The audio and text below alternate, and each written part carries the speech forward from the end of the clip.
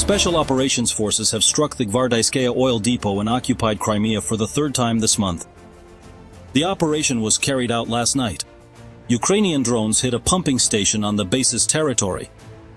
The Ukrainian Armed Forces emphasized that it plays a crucial role in supplying Russian military facilities in army transport.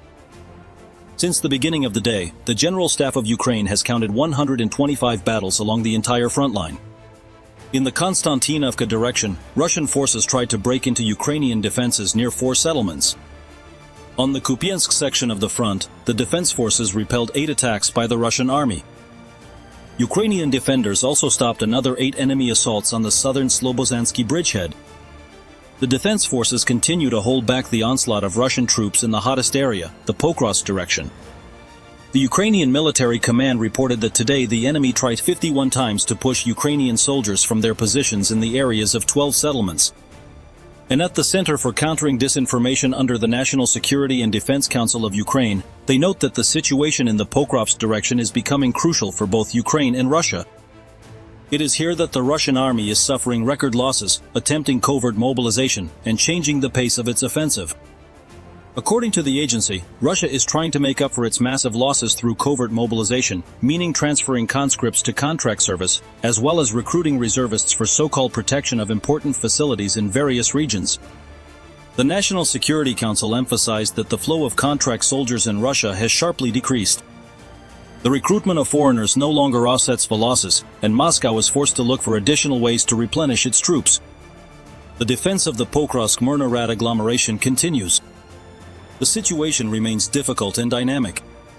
The enemy is using all available reserves, but in return is only suffering massive losses. In Myrnohrad, Ukrainian units are confidently holding their positions and destroying Russian occupiers on the approaches to the city. Andriy Kovalev, spokesperson for the General Staff of the Armed Forces of Ukraine, in a comment to Ukrainska Pravda. And in the southern direction, the Russian command is redeploying units, in particular transferring airborne forces and replenishing losses in personnel and equipment. This is reported by the defense forces of the south. However, they emphasize that this is not about a massive buildup of enemy forces, but rather the rotation and reinforcement of specific Russian assault units. They have several ways to replenish their armed forces. The first way is, of course, through contracts.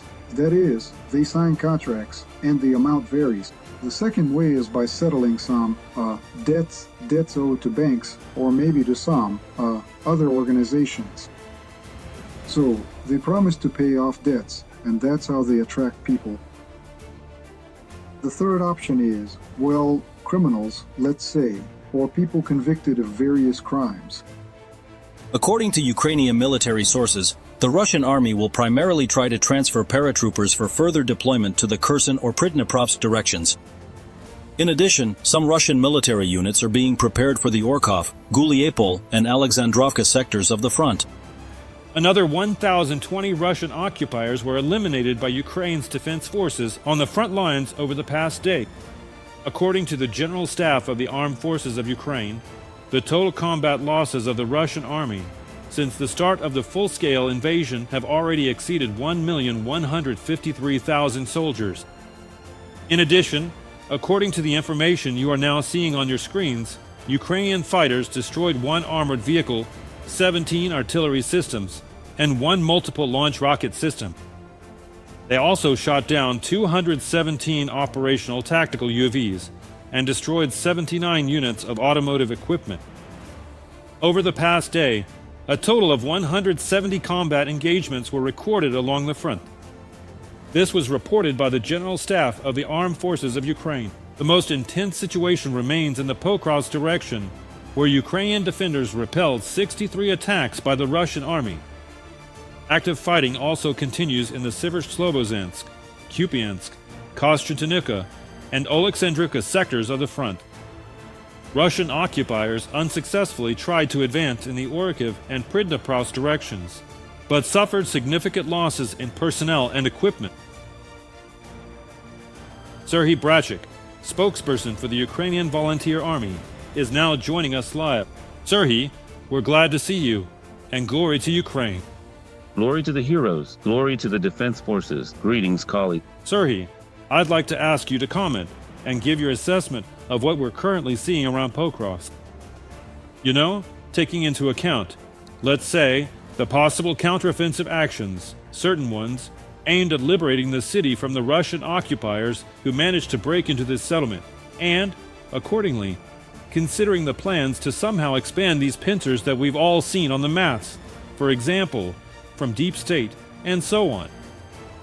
I see that there are certain, let's say, steps being taken in this direction as well, which our country's defense forces are trying to make. Well, first of all, I want to emphasize the most important thing. The defensive operation in Pokrovsk is ongoing. We're really talking about the Pokrovsk-Myrnohrad agglomeration because it's a single entity. This also includes, for example, the possibility of transferring supplies from the Pokrovsk direction to the Myrnohrad garrison, even though the logistics are extremely complicated. Every trip out, as they say, is a feat. Accordingly, the delivery of IBK is, first and foremost, the delivery of those essential supplies that provide the resources needed to conduct the defensive operation in Myrnohrad. So, we're also talking about evacuating our wounded and, unfortunately, those who have been killed. That's why, for now, Ukraine has managed and continues to manage to hold back the enemy's advance in this direction. The settlement of Hvardiiske, which everyone knows, is a logistics hub for the defense forces. Let me put it this way, it's one of the reasons, because, and this was confirmed by the Commander-in-Chief of the Armed Forces of Ukraine, General Syrsky, today Ukraine has managed to, let's say, create alternative logistics routes that make it possible to continue the defensive operation in the Pokrovsk-Myrnohrad agglomeration. That's why the operation continues. To the north of Pokrovsk itself, and in the northern part of the settlement, the armed forces of Ukraine have full control, as do the defense forces. Because we know that here, as part of this defensive operation, a corresponding special operation is also being carried out by our special forces. First and foremost, we're talking about units from the main intelligence directorate, the Security Service of Ukraine, Special Operations Forces, and other special units that are carrying out the clearing of these territories, these neighborhoods, these locations from Russian occupiers. We're talking about both Russian sabotage and reconnaissance groups, as well as those Russian soldiers who, using infiltration tactics, the enemy's tactics haven't changed, are trying to enter the city, especially from the southern part. This is currently the primary gateway that the Russians have managed to create in order to advance further. Moreover, today, if we're talking about the southern part of Pokrovsk as the location where the Russians have a significant presence and are acting very actively, they've managed to establish their own logistics there. In any case, even here in the southern part of Pokrovsk, there are neighborhoods where our units are operating, destroying this very logistics network and carrying out certain sweeps of Russian personnel who continue to arrive or are trying to keep arriving. Today, we already know that there are roughly plus or minus 300 Russian occupiers constantly present in Pokrovsk. And it's clear that the enemy is trying to constantly replenish the losses it suffers, losses that are very significant. That's why Russian sabotage and reconnaissance groups are trying to enter the center of Pokrovsk, where they are being eliminated today. So all these panic-stricken outcries, which are being fueled, of course, by Russian information attacks claiming that Pokrovsk has fallen, that Pokrovsk is lost, none of that matches reality. No one is saying that everything is fine here. No one is saying that today we, the defense forces, have managed to accomplish all the tasks set before us. The battle continues. Moreover, I'll say that there are a number of settlements. I'll name Krasny Lyman, the settlement of Rob, Novoeconomic, and a few others, where the fighting, in my opinion, will actually determine the future fate of the city of Pokrovsk and the Pokrovsk-Myrnohrad agglomeration. Accordingly, if those gradual steps, yes, I understand that they are accompanied, among other things, by a significant strain on our forces, resources, and logistics. If we manage to carry out these steps, if the decisions being made today by the High Command are implemented, well, then things won't turn out the way some expect. To put it mildly, not at all. And today, there is already evidence, that things will not go as the Russian occupiers planned. That's why the one who laughs last laughs best. I hope that smile will be on our side. So the battle continues, the defensive operation goes on. And once again, I would urge everyone not to be guided by the Russian side's information dumps. The situation is very difficult. It's extremely difficult. However, we need to stay strong, and we need to support the front. This is already an appeal to our rear units, to our support lines. Help Pokrovsk, help the entire front.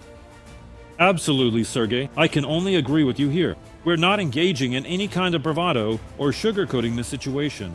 We're telling it like it really is, because being truthful here, at least to me, seems much more, let's say, appropriate in order to understand the real situation, right? Not to live in some world of imagined victories and made-up advances, you know?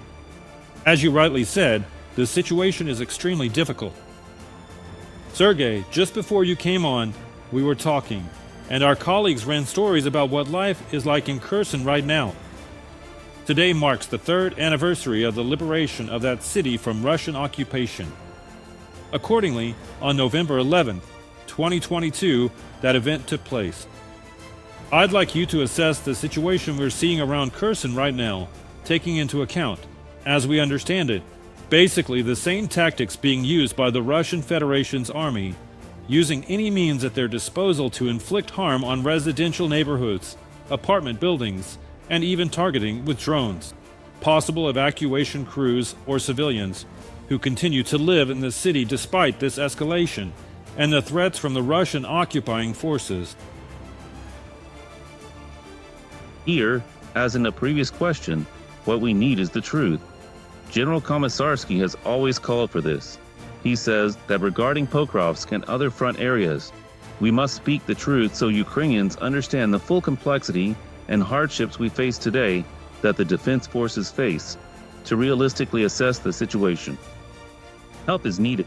Help is needed, including for Kherson, because you are absolutely right. Today is the anniversary of the liberation of our regional center, the hero city of Kherson, from the fascist occupiers, the Russian occupiers. And I was proud to see in your report at the end, there was also our flag, the flag of the Ukrainian Volunteer Army, whose units took part in the liberation of the city of Kherson. Most importantly, I have to say this as a resident of the Kherson region, though, to be honest, from the left bank. I want to thank the people of Kherson, to say a huge thank you and bow deeply to all the residents of the Kherson region, left bank, right bank, and to wish all of us Ukrainians that both the left and right banks of the Dnipro will reunite and be together. That's why, truly, today we're saying that the battle for Kherson is, in fact, still ongoing. The occupiers never accepted, of course, and could not accept the fact that they lost this battle. They didn't leave of their own free will, as they're still trying to claim. They were driven out, and with a good kick in the rear, across Hvardiiske, Dnieper to the left bank. Accordingly, this anger that the Russians are now taking out on civilians, well, that's just the typical behavior and manner of the Russian occupiers, who make a lot of noise about so-called officers' honor. There, they showed the flag again, officers' honor, which they never had and never will. Right now, there really is a war being waged there, first and foremost, against the civilian population. And again, we're saying that the reunification of both banks will fix this situation. That's clear, that's logical. The city is fighting, the city is alive today. Moreover, if we're talking about the Dnipro direction, and Kherson is always at the center of this direction, the enemy still tries to carry out assault operations every single day. The enemy still dreams about retaking the city of Kherson and occupying it again.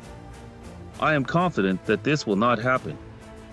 Today, the defense forces are firmly holding their positions here, not allowing the enemy to carry out assaults, especially in the island areas. Moreover, I can say that full control has now been restored by the armed forces of Ukraine, the defense forces, over some of the islands. This event happened just a few days ago. No one is giving more details yet, but there are other spokespeople for that. They will talk about it. And most importantly, our Kherson is alive. It lives and it fights. And that's how all of Ukraine should act. It's a difficult direction. Truly, the most important thing today is to protect civilians from the actions of the Russian occupiers coming from the left bank. Again, some good news. In the area of Olab Prizdan, in one of the buildings, well, in one of the locations, to be more precise, several UV crews were destroyed.